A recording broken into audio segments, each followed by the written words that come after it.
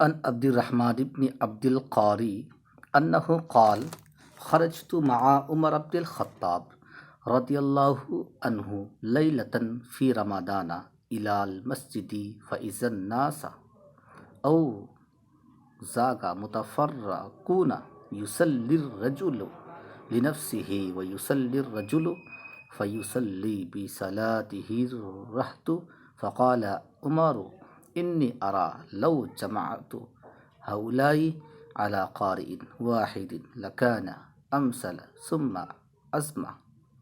عزم فجمعهم على أبي ابن كعب ثم خرجت معه ليلة أخرى والناس يصلون بصلاة قارئهم قال عمر نعم البدعة هذه অর্থাৎ আব্দুর রহমান ইবনু আবদ আল কারি রাদিয়াল্লাহু আনহু থেকে বর্ণিত। তিনি বলেন, আমি রমজানের এক রাতে উমর ইবনুল খাত্তাব রাদিয়াল্লাহু তাআলা আনহু এর সাথে মসজিদে নববীতে গিয়ে দেখি যে লোকেরা এলোমেলোভাবে জামাতে বিভক্ত, কেউ একাকী নামাজ আদায় করছে, আবার কোনো ব্যক্তি নামাজ আদায় করছে এবং তার ইক্তেদা করে একদল লোক নামাজ আদায় করছে।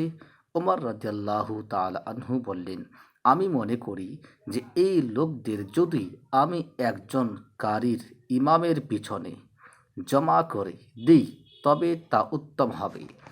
এরপর তিনি উবাই ইবনু কাব রাদিয়াল্লাহু তাআলা আনহু এর পিছনে সকলকে জমা করে দিলেন। পরে আর এক রাতে আমি তার সাথে বের হই, তখন লোকেরা তাদের ইমামের সাথে নামাজ আদায় করছিল। ওমর রাদিয়াল্লাহু তাআলা আনহু বললেন, কত না সুন্দর এই বিদআত। হাদিসটি রয়েছে সহিহ বুখারী, হাদিস নম্বর 2010, মুআত্তা ইমাম মালিক, হাদিস নাম্বার 249 মধ্যে, সুনানে কুবরা বাইহাকি, হাদিস নম্বর 4275, মিশকাত শরীফ, হাদিস নম্বর 1301 মধ্যে, কানজুল উম্মাল, হাদিস নম্বর 23466 মধ্যে।